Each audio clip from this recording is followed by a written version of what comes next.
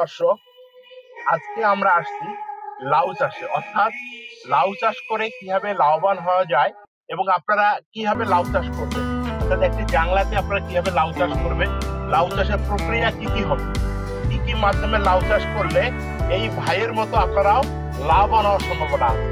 তাহলে ভিডিওটি না টেনে সম্পূর্ণ দেখবেন, তাহলে আপনারা জানতে পারবেন যে লাউ চাষ কিভাবে করবেন, লাউ চাষ করার প্রক্রিয়া কি, কত বয়সের আপনারা চারা লাগাবেন এবং লাউ চাষ করতে গিয়ে আপনারা কি পরিমাণ সার দেবেন। তাই ভিডিওটি না টেনে আপনারা সম্পূর্ণ দেখবেন, তাহলে আপনারা জানতে পারবেন কিভাবে আপনারা লাউ চাষ। দর্শক, এই পর্যায়ে আমরা আলোচনা করব লাউয়ের মাদা।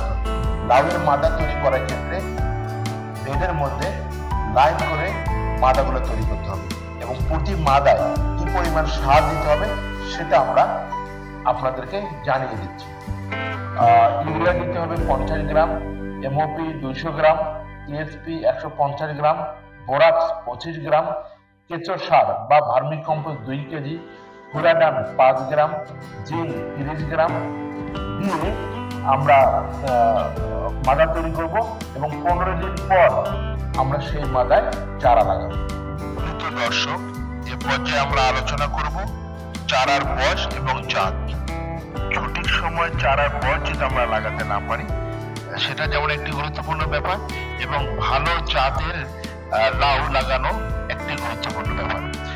ভালো জাতের লাউয়ের জাতগুলোর মধ্যে F1 হাইব্রিড আমরা পাবো মধুমতি, বাদশা, ময়না, সম্রাট, আরস, ডায়না, হাইগ্রিন, নাইজগ্রিন, শাহেনশাহ, সুলতান, নবাব।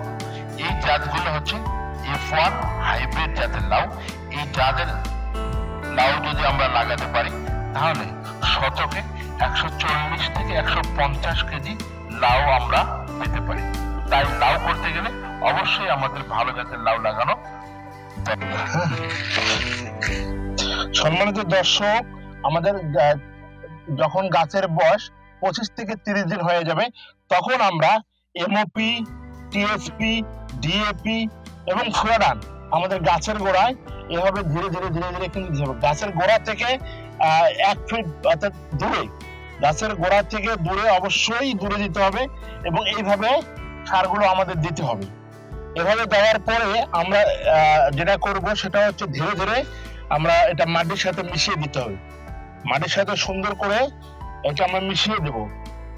এই যে দেখেন, আমরা গোড়াটা পরিষ্কার করব এবং মাটির সাথে সেটা সুন্দরভাবে এটা মিশিয়ে দিতে হবে।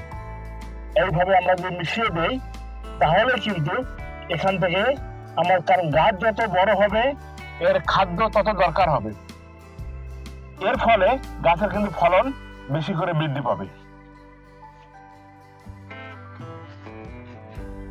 আপনারা দেখছেন নিচের এই যে লাউয়ের ডগা, এই যে পাতাগুলো, এগুলো কেটে দিলে লাউয়ের আলো বাতাস পায় এবং ফলন বৃদ্ধি ভালো হয়।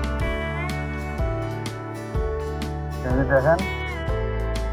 সম্মানিত দর্শক, কৃষক ভাইয়ের কাছে যেমনটি শুনতেছিলাম, চারার বয়স যখন 20 থেকে 25 দিন হবে তখন নিচের দিকে শোষক শাখাগুলো কর্তন করতে হবে এবং মাচা ওঠা পর্যন্ত নিচের দিক পাতা সহ পরিষ্কার পরিচ্ছন্ন রাখতে হবে।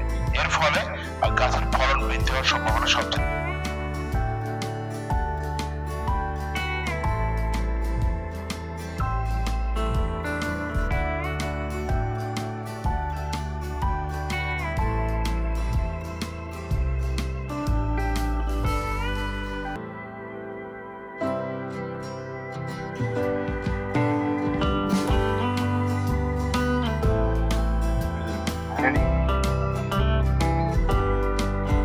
আমি এখানে আগে শশা করছি, নিচে শশা ছিল, তারপরে উপরে লাউ।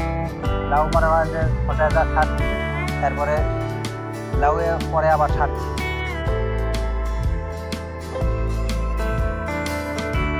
মনে করেন যে এখন লাউ কমে গেছে, মানে একটু বৃষ্টি ছিল এর আগে, তো এখন সার শুরু দিয়েছে, আবার 80 টাকা আবার আগের মতো হয়ে গেছে, ফল নামছে।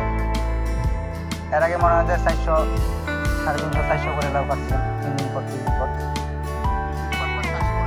400 করে কাটছি। 3 দিন পর? হ্যাঁ, 3 দিন পর 400, 350, 400 এরকম করে। এখানে হলো 28 শতক। 28 শতক মাটিতে আপনি চাষের জন্য লাউ 3 দিন পর কাটি। বাজারে বিক্রি করছেন। এই পাইকারি না পাইকারি দিচ্ছি। আর মানে কত করে এক পিস? প্রথমে একটু দাম কম ছিল, ওই যে কারফিউ জারি ছিল তো এই জন্য বাজার পাই নাই।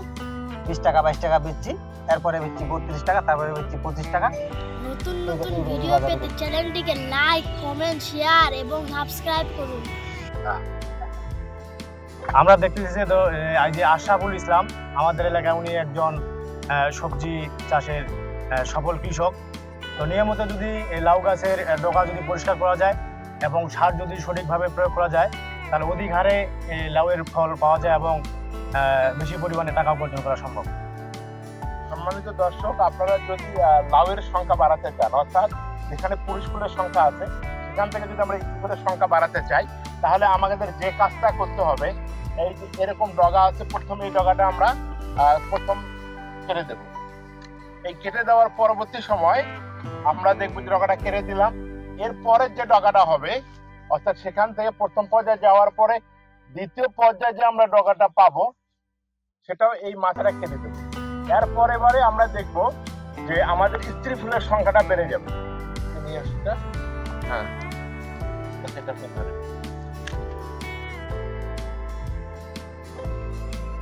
এরপরে দেখবো আমাদের স্ত্রী ফুলের সংখ্যা অনেকটা বেড়ে যাবে। সেই জন্য আমাদের লাউয়ের ডগা অর্থাৎ 3G 4G 5G পর্যন্ত যদি আমরা ডগা কেটে দিতে পারি, তাহলে আমাদের সেই ডগায় স্ত্রী ফুলের সংখ্যা বেড়ে যাবে।